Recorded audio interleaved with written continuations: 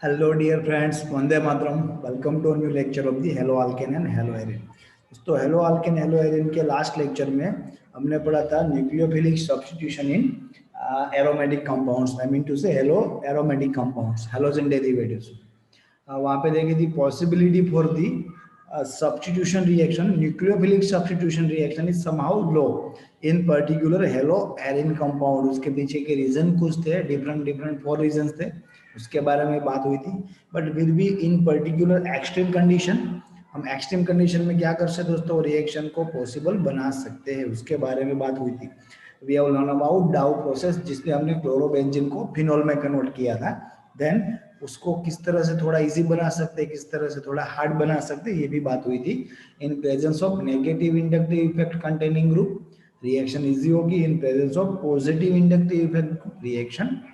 ठीक है, उसके बाद दोस्तों अभी जो रिएक्शन पढ़नी है that is electrophilic substitution. Okay, तो दोस्तों ये इलेक्ट्रोफिलिक सब्स्टिट्यूशन जो टॉपिक हम शुरू करने जा रहे हैं, इसके रिलेशन में भी आपने क्या करा था दोस्तों, 11th में ये सभी रिएक्शंस, इलेक्ट्रोफिलिक रिएक्शन भी पढ़ी होगी। सो इसको ठीक से एक बार रिवाइज करना है। अगर दोस्तों ये वीडियो से पहले आपका अभी तक ये इलेक्ट्रोफिलिक सब्स्टिट्यूशन रिएक्शन एग्जैक्टली क्या है, पर्टिकुलर इन एरोमेटिक कंपाउंड, अगर दोस्तों आपने ठीक से रीड नहीं किया है, रिवाइज नहीं किया है फ्रॉम द 11th साइंस, तो वीडियो को दोस्तों यहीं पे पॉज करना है। 11th के पोर्शन में से आपको ये रिएक्शन रिवाइज करनी है, then you can go further. अगर ये सीक्वेंस का आप फॉलो अप करोगे तो आपको दोस्तों ये इजी रहेगा आपके लिए इसको समझना। ओके, सपोज हम दोस्तों इलेक्ट्रोफिलिक सब्स्टिट्यूशन थोड़ा याद करें, particular in benzene. Suppose this is benzene, ये बेंजीन है। Okay, now this is benzene. यहाँ पे दोस्तों जितने भी कॉर्नर दिख रहे हैं 1 2 3 4 5 एंड 6, सभी जगह पे एक एक कार्बन है, उसके साथ एक हाइड्रोजन हमने इंडिकेट नहीं करा, but 1 hydrogen is there, so this are the hydrogens. ये हमने दोस्तों यहाँ पे हाइड्रोजन लिख दिए। सो सभी के साथ एक एक हाइड्रोजन भी है। जब भी दोस्तों इलेक्ट्रोफिलिक सब्स्टिट्यूशन होगा पर्टिकुलर ये बेंजीन रिंग का, तो क्या होगा, यहाँ से किसी एक हाइड्रोजन को हम रिमूव करेंगे और यहाँ पे क्या बनेगा दोस्तों, हमारे पास कार्बन एक्चुअली एनाइन फॉर्म में यहाँ पे प्रिपेयर होगा, सी नेगेटिव बनेगा। और किसी भी इलेक्ट्रोफाइल को, what is electrophile, electrophile are electron lover, मतलब ऐसे कंपाउंड जिसको इलेक्ट्रॉन की नीड है, वहां पे दोस्तों इलेक्ट्रॉन कम है, सो उसको अट्रैक्ट करेगा और अपने इलेक्ट्रॉन डोनेट कर देगा, and we will get product something like this. हमको कुछ इस तरह के दोस्तों प्रोडक्ट मिलेगी, जहाँ पे वो एटम एक्चुअल में आ चुका होगा। सिमिलर यही रिएक्शन हमको करनी है in the particular haloarene compound. But difference क्या होगा दोस्तों, अगर बेंजीन की बात करते हैं in the particular benzene, all 6 carbon are common, so mono substitution कहीं पे भी हो सकता है, किसी भी हाइड्रोजन को आप सब्स्टिट्यूट कर सकते हो, because all are equal. But if any reactive functional group और any atom rather than hydrogen is present, तब दोस्तों हम ये कह सकते हैं that all places are not equal. आप ऑलरेडी दोस्तों ये जानते हो, जहां पे भी कोई रिएक्टिव फंक्शनल ग्रुप, ये ऊपर का ही कार्बन होना चाहिए, that is not compulsory, but जो भी कार्बन के ऊपर कोई रिएक्टिव फंक्शनल ग्रुप पहले से प्रेजेंट है, उसके nearest carbon this one and this one, इन दोनों को आप क्या कहोगे, they are ortho place, ortho carbon. उससे एक स्टेप नीचे दोस्तों ये वाला, इसको आप क्या बोलोगे, दे आर पैरा, उसको हम बोलेंगे पैरा कार्बन। फिर उसके बाद दोस्तों क्या होगा, थर्ड वन जो एग्जैक्ट अपोजिट डायरेक्शन में, सर यहाँ पे गलती कर दी, नॉट पैरा, इसको हम क्या बोलेंगे, Meta. Okay, para exact opposite direction में आएगा, सो दिस इज मेटा। और जो एग्जैक्ट अपोजिट डायरेक्शन में है दैट इज पैरा, ये आपने सुना है। कब की बात हुई, जब कोई रिएक्टिव फंक्शनल ग्रुप प्रेजेंट हो, इन presence of any reactive functional group. यहाँ पे कौन से कार्बन, अगर दोस्तों पर्टिकुलर बेंजीन की बात थी, कहीं पे भी रिप्लेसमेंट हो सकता था, but particular halogen containing benzene derivative और any other reactive functional group containing benzene derivative, यहाँ पे दोस्तों सेकंड सब्स्टिट्यूशन कहाँ पे होगा, ऑर्थो प्लेस पे होगा, मेटा पे होगा, या फिर पैरा पे होगा, दैट डिपेंड अपॉन, किसके ऊपर डिपेंड करता है, depend upon the present group, present group पे डिपेंड करता है। सो आपने 11th में ये पढ़ा था दैट प्रेजेंट ग्रुप की presence of this particular group मे भी पॉसिबिलिटी है ऑर्थो और पैरा प्लेस की, आपको ऑर्थो पैरा प्रोडक्ट मिल सकती है, और अदरवाइज उसके अलावा दूसरी पॉसिबिलिटी है मेटा प्लेस की, आपको मेटा मिल सकता है। सो पहले आपको ये ऑर्थो पैरा मेटा क्या है, और ये हेलोजन, अब if this X is halogen, actually अगर ये हेलोजन है, so in presence of halogen कहाँ पे सब्स्टिट्यूशन होगा ये मालूम होना चाहिए। So in presence of halogen ortho para पे सब्स्टिट्यूशन होगा। सो दो चीजें दोस्तों कंपलसरी यहाँ पे पता होनी चाहिए थी।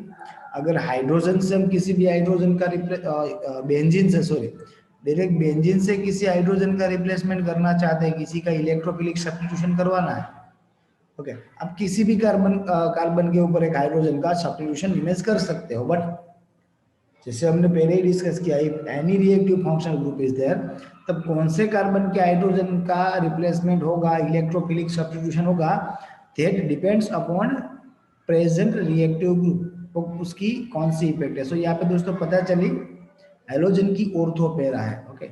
जब भी दोस्तों आपको ये एरोमेटिक रिंग के साथ, I repeat, with the aromatic ring if halogen is there, अगर हेलोजन रहा देन आपको याद रखना है, आपको ऑलवेज प्रोडक्ट मिलेगी on the ortho and para, that's for sure. ये आपको दोस्तों कंपलसरी दिमाग में रखना है।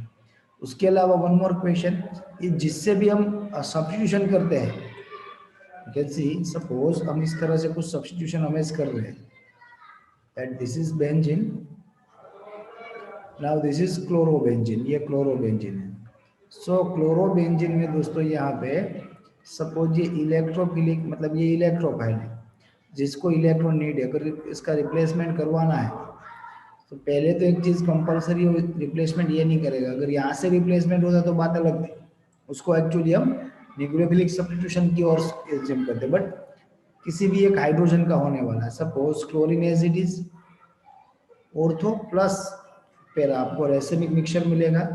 व्हाट इज रेसेमिक मिक्सचर आपको पता है, ओके, Cl और यहाँ पे आएगा ही, so this is ortho product and this is para product. So ये इलेक्ट्रोफाइल एक्चुअली क्या है, main question, what is electrophile.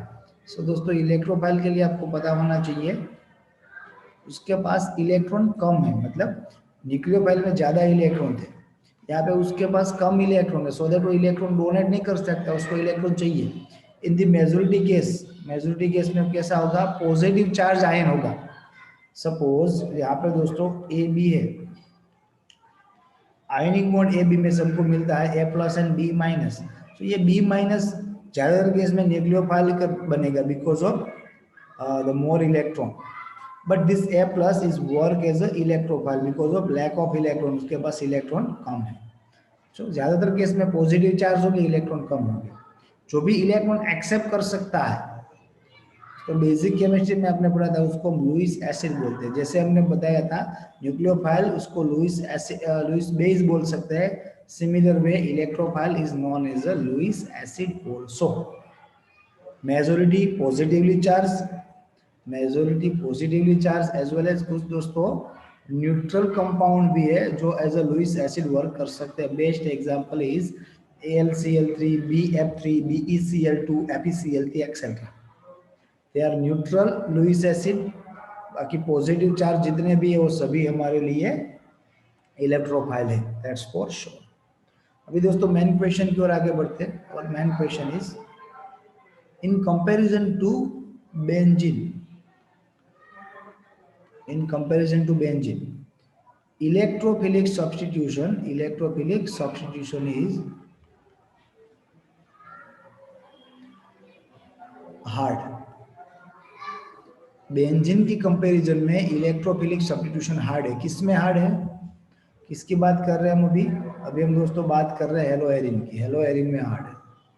सो जितनी इजीली बेंजीन में होगा उतनी इजीली हेलो एरिन में नहीं होगा। क्यों, what is reason behind it, तो उसका रीजन हम देखने जा रहे हैं। Suppose this is our benzene and this is Cl, okay. So 1 2 3 4 5 and 6 इतने इलेक्ट्रॉन हो गए। सो यहाँ पे आप दोस्तों क्लियर देख सकते हो क्या होगा, कुछ इस तरह से स्ट्रक्चर होगा। सपोज यहाँ पे रेजोनेंस होगा, this chlorine donates the electron, ये इलेक्ट्रॉन डोनेट करेगा। अगर दोस्तों ये फर्स्ट कार्बन है जिसके पास अभी क्लोरीन अटैच हुआ है, अगर उसने इलेक्ट्रॉन एक्चुअली एक्सेप्ट कर लिए हमने यही रेजोनेंस देखा था, सेम रेजोनेंस दोस्तों कब देखा था, जब हम NO2 ग्रुप के प्रेजेंट में डाउ प्रोसेस के बारे में डिस्कस कर रहे थे लास्ट लेक्चर में। आपको पता था यहाँ पे ऑर्थो पैरा प्लेस की इलेक्ट्रॉन डेंसिटी इंक्रीज होगी। किस तरह से इंक्रीज होगी, कैन सी। अभी दोस्तों सपोज यहाँ पे इलेक्ट्रॉन आते थे, ये बॉन्ड ब्रेक होकर ऑर्थो प्लेस पे इलेक्ट्रॉन आएगी, एक कंपलसरी होना पड़ेगा। क्यों ऐसा होगा, कंपलसरी ऐसा क्यों होगा, अभी हम देखते हैं उसकी भी बात करेंगे।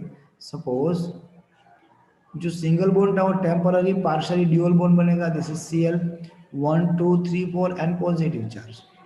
ये कार्बन का नेगेटिव चार्ज नहीं रहेगा, नेगेटिव चार्ज यहाँ पे चला जाएगा because of this electron. Okay, अभी दोस्तों अब देखो, अगर यहाँ पे dual bond as it is रहता है, this dual bond as it is, so valency of this carbon should be 5 हो जाती, जो पॉसिबल नहीं है, दैट्स व्हाई इलेक्ट्रॉन डोनेट हो जाएगी। सो इस तरह का स्ट्रक्चर था। अभी ऑर्थो प्लेस पे नंबर ऑफ इलेक्ट्रॉन ज्यादा, it means electron density of ortho place is increase. दोस्तों कल हमने एक बात की थी, आज फिर से आपको रिपीट कर रहा हूँ, इलेक्ट्रॉन डेंसिटी हाई होनी चाहिए for the electrophilic substitution, electron density low होनी चाहिए particular in the haloarene compound, low होनी चाहिए कब, जब आपको न्यूक्लियोफिलिक सब्स्टिट्यूशन करना था। दैट्स व्हाई हमने नेगेटिव इंडक्टिव इफेक्ट को थोड़ा वहां पे प्रेफरेंस दिया था न्यूक्लियोफिलिक रिएक्शन में, उससे इलेक्ट्रॉन डेंसिटी डिक्रीज हो रही थी, यहाँ पे इलेक्ट्रॉन डेंसिटी इंक्रीज हुई। सपोज यहाँ पे दोस्तों जल्दी से ये रेजोनेंस आगे बढ़ेगा कुछ इस तरह से, अगर यहाँ पे इलेक्ट्रॉन चले आए then valency of this carbon कितनी होगी, 1 2 3। ऑलरेडी दोस्तों एक हाइड्रोजन है, दैट इज 4, और जो इलेक्ट्रॉन आ रहे हैं वहां से जो बॉन्ड बनेगा that is number 5, that is actually not possible. So क्या होगा, अगर यहाँ पे नया बॉन्ड बनेगा, so this bond should be broken. अगर वो बॉन्ड ब्रेक हुआ दोस्तों तो स्ट्रक्चर क्या हो जाएगा, यू कैन सी कुछ इस तरह से स्ट्रक्चर बनेगा। This is aromatic ring. यहाँ पे दोस्तों नेगेटिव चार्ज आ रहा है, दिस इज नेगेटिव चार्ज, जो इलेक्ट्रॉन नए इलेक्ट्रॉन मिले, यहाँ पे बॉन्ड फॉर्मेशन होगा यहाँ पे, सो this is new form bond, ये ऑलरेडी था दोस्तों, dual bond X plus X means Cl, आपको समझ जाना है, here X is Cl। Okay, अभी आगे क्या बढ़ेगा, यहाँ से इलेक्ट्रॉन फिर से आगे बढ़ेगा। अगर एक्चुअल में ये पॉसिबल बना then valency of this carbon should be 5, ये मेटा कार्बन की वैलेंसी 5 हो जाएगी, जो पॉसिबल नहीं है, सो दैट ये पाई बॉन्ड ब्रेक हो गए, इलेक्ट्रॉन अगेन दूसरे ऑर्थो प्लेस पे आएगी। अगर वहां से इलेक्ट्रॉन दूसरे ऑर्थो प्लेस पे आते हैं तो दोस्तों हमको कुछ इस तरह का स्ट्रक्चर मिलेगा। सो यहाँ पे दोस्तों होगा नेगेटिव चार्ज, यहाँ पे एक बॉन्ड बन चुका है बिकॉज ऑफ दिस इलेक्ट्रॉन, यहाँ पे बॉन्ड बनेगा ना, this is newly dual bond, यहाँ पे एक था था ही। अभी क्या होगा दोस्तों, यहाँ से ये इलेक्ट्रॉन कुछ इस तरह से यहाँ पे डोनेट होगा। अगर यहाँ पे दोस्तों इलेक्ट्रॉन आ रहे, इट क्लियरली मीन्स क्लोरीन के ऊपर चला जाएगा, जो ड्यूअल बॉन्ड का डोनेट करा था क्लोरीन ने, सॉरी इलेक्ट्रॉन पेयर का, वो फिर से क्लोरीन के पास चला जाएगा। अगर वो फिर से क्लोरीन के पास गया देन स्ट्रक्चर क्या होगा, you can C in that case दोस्तों मैं इसकी जगह पे यहाँ पे नीचे लिख रहा हूँ, ठीक है, इसकी जगह पे यहाँ पे नीचे कुछ इस तरह का स्ट्रक्चर मिलेगा, और structure should be like this. Okay, ये कार्बन ही है, सो इसको हाइड्रोजन मत समझना। सो यहाँ पे ड्यूअल बॉन्ड था, यहाँ पे ड्यूअल बॉन्ड था, न्यू ड्यूअल बॉन्ड यहाँ पे बनेगा because of this electron, so this is new. ये सिंगल हो चुका है, ऊपर Cl एज इट इज 1 2 3 4 5 6। सो ये दोनों एक्चुअली देखो आप एक ही फॉर्म है, पर्टिकुलर इन दोनों को आप देखो, जो अभी मैं एक टेबल के अंदर ले रहा हूँ, ये दोनों एक ही है, resonating structure of each other. So वहां पे दोस्तों अगर बेंजीन की बात करते, ये कंपैरिजन हो रही थी बेंजीन की, अगर बेंजीन की बात करते वहां पे इलेक्ट्रोफिलिक सब्स्टिट्यूशन इजीली हो सकता था because of, I repeat, because उसका रीजन क्या था, उसका दोस्तों एक ही सिंपल रीजन था, और रीजन ये था, ये आप इजीली ब्रेक कर पाओगे बिकॉज वहां पे ये इलेक्ट्रॉन डोनेट, जैसे अभी हेलोजन ने करे है, इलेक्ट्रॉन डोनेट करके इस तरह से आप इजीली वहां पे रेजोनेंस नहीं करवा पा रहे थे। वहां पे रेजोनेंस था but resonance of the ring only, यहाँ पे resonance of the halogen. Sir ये तो अच्छा है बिकॉज ऑफ दिस इलेक्ट्रॉन, यहाँ पे electron density at the ortho और पैरा और ऑर्थो इंक्रीज हो रही है, सो वहां पे तो ऐसा कुछ नहीं था, इसलिए हार्ड था। दोस्तों इलेक्ट्रॉन डेंसिटी इंक्रीज हो रही है, that is actually suitable for the electrophilic substitution, but साथ में इसकी नेगेटिव इंडक्टिव इफेक्ट है, हैलोजन की नेगेटिव इंडक्टिव इफेक्ट है minus I. Because of negative inductive effect वो क्या करेगा, attract the electron from the ring. Suppose ये एक्स हैलोजन है, so because of negative inductive effect ये इलेक्ट्रॉन को अट्रैक्ट करेगा। सो वो रीजन है दोस्तों, इतनी इजीली यहाँ पे इलेक्ट्रोफिलिक सब्स्टिट्यूशन नहीं होगा जितनी इजीली सिंपल बेंजीन में होता है। But yes, electrophilic substitution is there, there is no doubt. So हो सकता है बट थोड़ा हार्ड है। आई होप ये समझ में आया होगा। अभी दोस्तों ये इलेक्ट्रोफिलिक सब्स्टिट्यूशन को थोड़ा आगे बढ़ाता है। लेट अस सी किस तरह से एक्चुअल में ये सब्स्टिट्यूशन वर्क करता है। So some important electrophilic substitution reaction of the halobenzene, some important electrophilic substitution reactions of halobenzene. General case में दोस्तों ये क्लोरोबेंजीन से ही हम काम करेंगे। Suppose this is our chlorobenzene, ये हमारा क्लोरोबेंजीन है। इसको ठीक से ड्रॉ करना है, जितने अच्छे से मैंने ड्रॉ किया उतने अच्छे से मत करो, इसको इरेज कर देते हैं। ओके, ये दोस्तों बना हमारा benzene. Suppose this is chlorobenzene. So कौन कौन सी रिएक्शन है अपने दोस्तों, जो पहले से 11 से आप पढ़ते आए हो, जो आपको सबसे इजी लगी वही रिएक्शन को प्रायोरिटी देके वहीं से स्टार्ट करेंगे। Start with the chlorination. Suppose इसका क्लोरीनेशन करना है, उसके लिए क्या करना है, इसके लिए दोस्तों आपकी रिएक्शन करवानी होगी Cl2 से इन प्रेजेंस ऑफ AlCl3 और FeCl3। ओके, इन दोनों में से किसी एक के प्रेजेंट एनहाइड्रस होने चाहिए। दैट्स अगर AlCl3 है, एनहाइड्रस AlCl3 और एनहाइड्रस FeCl3। तब दोस्तों यहाँ पे ऑर्थो और पैरा प्लस का हाइड्रोजन का रिप्लेसमेंट होगा with the 1Cl। You will get HCl as a by product, और मेन प्रोडक्ट हमको दोस्तों मिक्सचर मिलेगा ऑर्थो प्लस पैरा का। So this is chlorobenzene, this is ortho dichlorobenzene and this is para dichlorobenzene. ये बनेगा हमारा para dichlorobenzene. This is all about chlorination. ये दोस्तों हुआ क्लोरीनेशन। अगर क्लोरीनेशन से आगे सोचे, suppose if you want to do nitration, nitration दोस्तों करना है, तब क्या होगा। देखो यहाँ पे रिएक्शन डेप्थ में नहीं दी है, सिंपल रिएक्शन दे रखा है। एक्चुअल में आपको ये पता होना चाहिए, आपको साइड में समझा रहा हूँ। एक्चुअल में दोस्तों जब भी यहाँ पे क्लोरीनेशन हुआ, हमको मालूम है Cl प्लस Cl माइनस होना चाहिए, इलेक्ट्रोलैप्टिक फिशन। और यहाँ से this Cl plus is work as a electrophile. अगर HNO3 है, सो वहाँ पे बनना चाहिए NO2 plus OH minus. This NO2 plus is electrophile. अगर सल्फोनेशन है H2SO4, तब दोस्तों बनना चाहिए SO3H plus OH minus. This SO3H is work as a electrophile. पर ये पूरी रिएक्शन हम यहाँ पे इंडिकेट नहीं कर रहे। यू कैन सी, अब मैंने डायरेक्ट यहाँ पे लिख दिया Cl प्लस H प्लस का रिप्लेसमेंट करते हुए, और वो H प्लस के साथ जुड़ा है HCl। कई बच्चों को ये समझ में नहीं आता, सर यहाँ पे दो बेंजीन रिंग आ गई, एक ही थी। दोस्तों ये रेसमिक मिक्सचर है। मैं एक सिंपल एग्जांपल से समझाऊं। ये आपके पास 100 ग्राम ऑफ क्लोरोबेंजीन है, उसमें से 15 ग्राम ऑफ क्लोरोबेंजीन का बना ऑर्थो डाइक्लोरोबेंजीन, और जो बाकी का है उसका बना पैरा डाइक्लोरोबेंजीन। समझ गए। तो एक्चुअल में ये क्या हुआ, जितना रिएक्टेंट था उतनी ही प्रोडक्ट मिली। Okay, suppose if you want to go for the nitration, अगर दोस्तों नाइट्रेशन करवाना है, so what can we do for nitration, we have to react with HNO3 nitric acid in presence of concentrate sulphuric acid.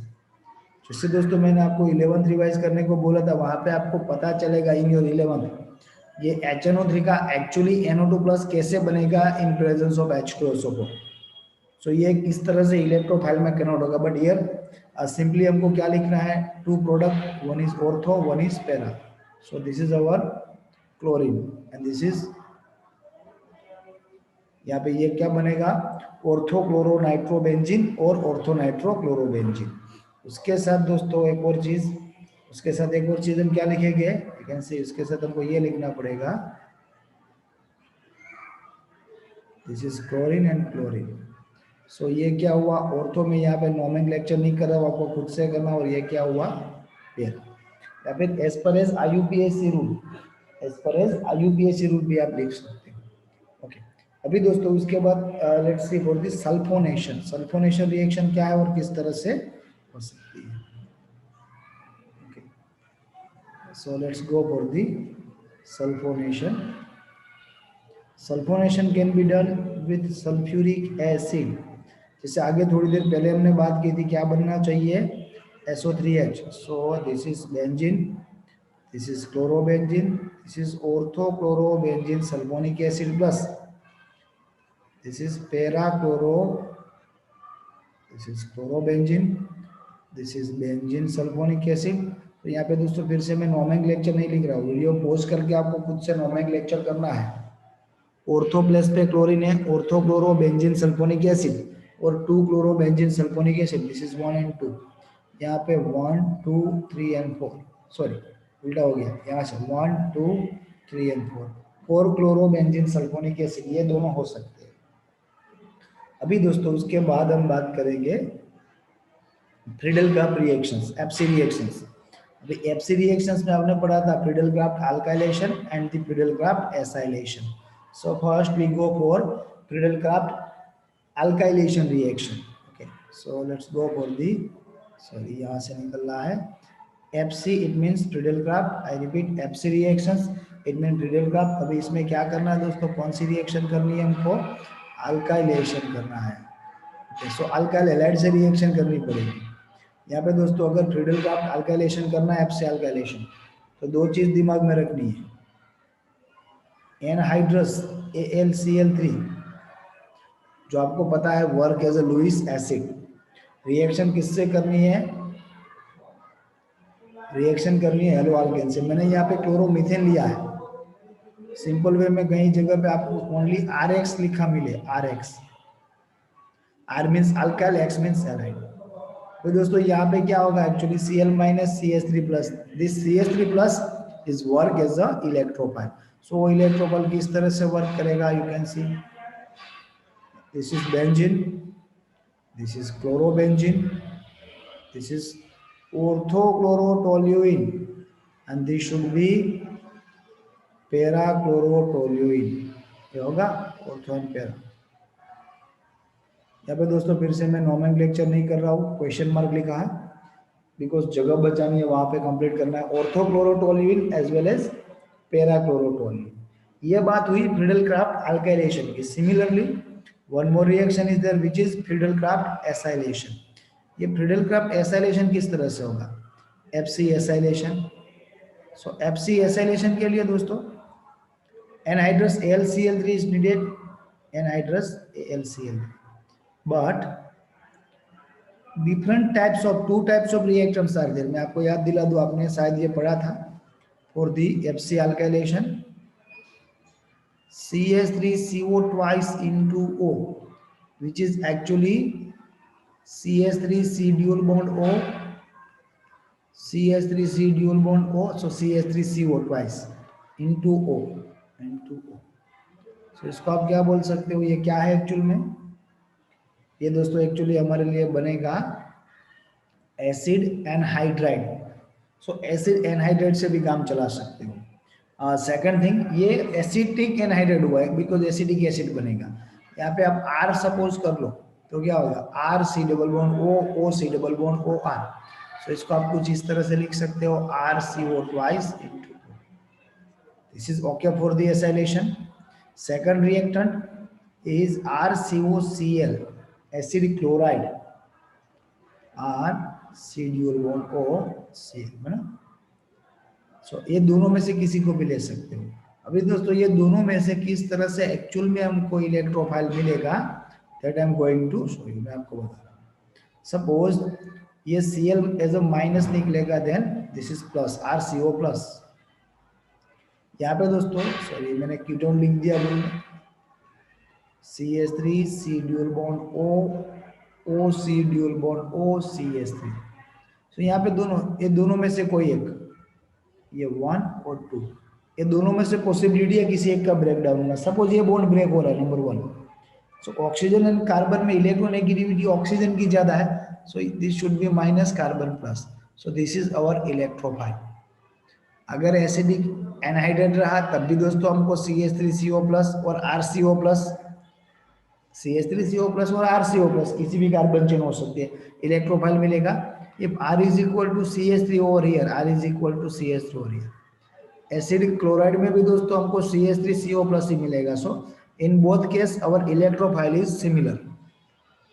सो यहाँ पे दोस्तों आप as a reactant, suppose मैं यहाँ पे रिएक्टेंट ले रहा हूँ CH3COCl, तो हमारी प्रोडक्ट क्या होगी CH3COCl के साथ, this is benzene, this is chlorobenzene. Now COCH3 जो हाइड्रोजन का रिप्लेस करेंगे, ये हुई ऑर्थो प्लस पे, एंड सेकंड प्रोडक्ट और racemic mixture product that is Cl COCH3, this is para product. अभी दोस्तों आपने कीटोन कंपाउंड का नोमेनक्लेचर 11th में पढ़ा था, सो आपको पता होना चाहिए।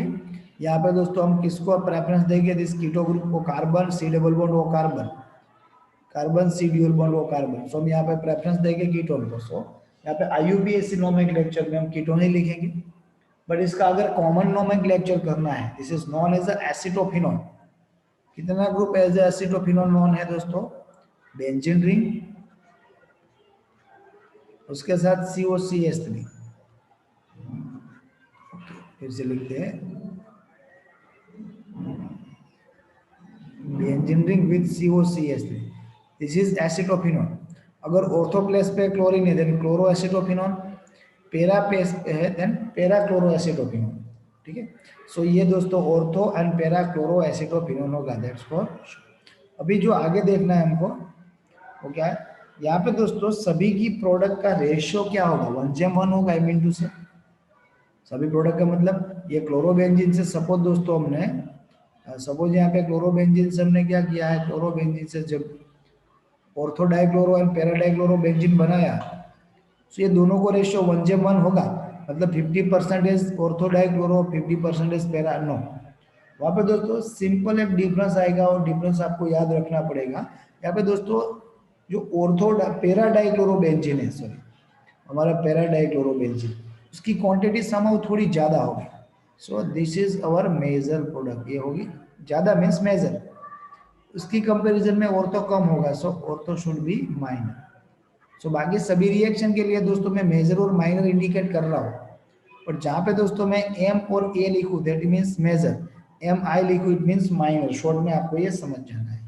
Suppose if we talking about nitration, again even in the nitration this para product is major, this ortho product is minor. After the nitration, if we talking about sulfonation, again in the sulfonation, this is major and this is minor. Then if we talking about, repeat, if we talking about Friedel-Crafts alkylation, even in the alkylation, ये क्या बनेगा दोस्तों, this is our major and ortho product is minor. Then after for the acylation, even in the acylation, this is major and this should be minor.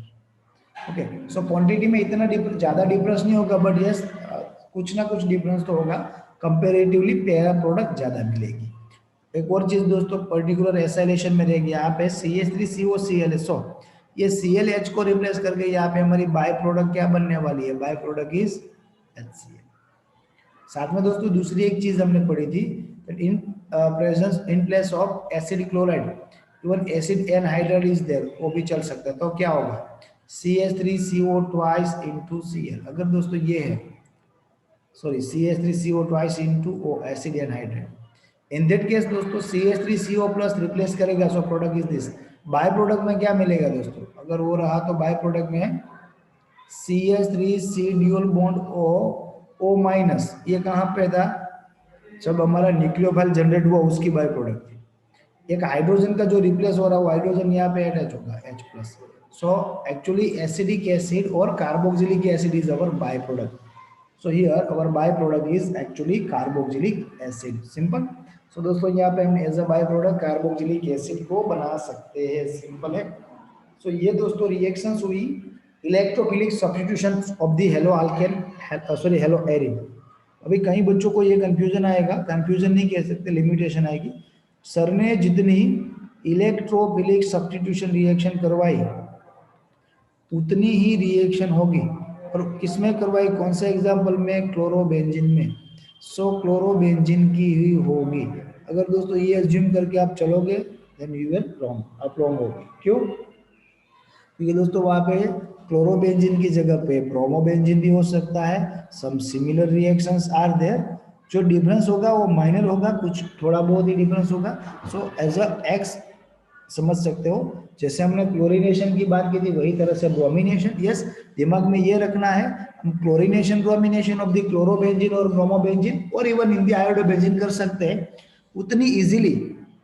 You can not do iodination और you can not do chlorination, इतनी easily ये दोनों reactions नहीं हो सकती।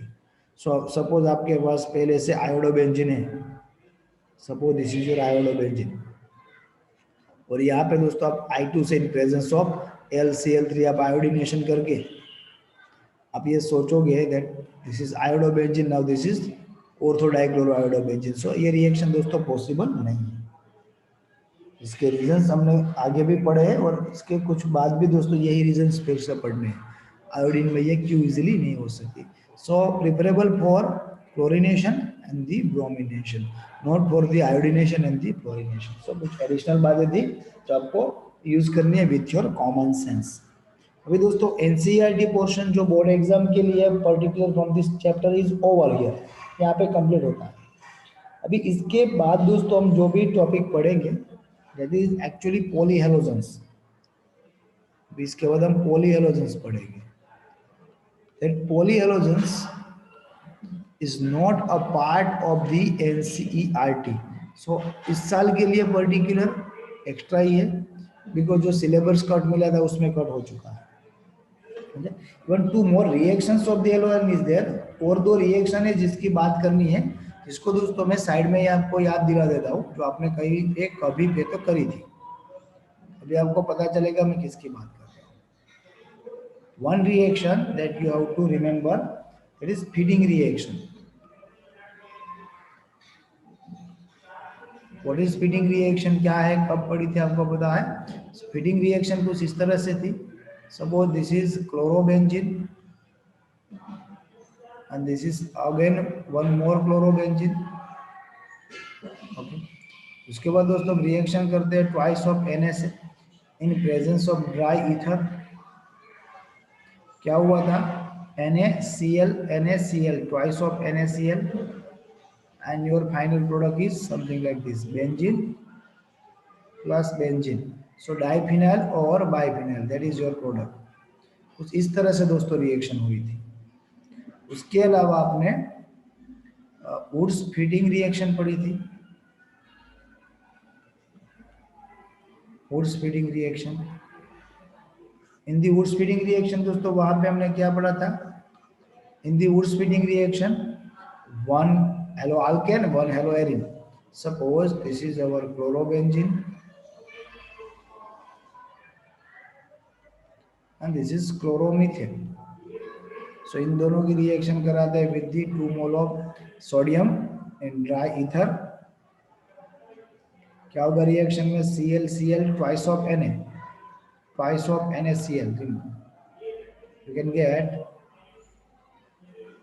benzene plus CH3। benzene plus CH3 actually methyl benzene which is known as a toluene, that is your Woods feeding reaction। so ये दोनों reaction हमने ऑलरेडी कर ली थी with the reaction of the halo alkane के साथ ही, but फिर भी दोस्तों मैंने आपको यहाँ पे इसका रिवीजन दिया है।